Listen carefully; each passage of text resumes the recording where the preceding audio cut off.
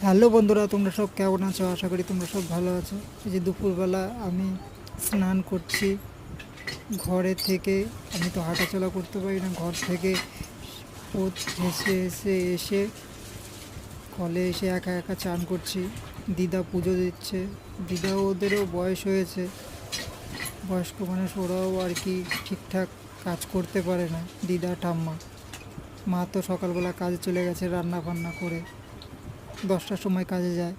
মা আসে কাজের থেকে সেই 6টার সময়। তারপরে আমাদের নিজেরাই নিজেরকে কিছু করে চান পান করতে হয়। আর মা থাকলে তো কোনো কথা নেই, মাই নিয়ে চান করায়, সব কিছু করিয়ে দেয়। দেখো, ডান হাতে আমার চ্যানেল করা আছে। প্রতিদিন আমি এইভাবেই চান করি, একা একা গিয়েই স্নান করতে হয়।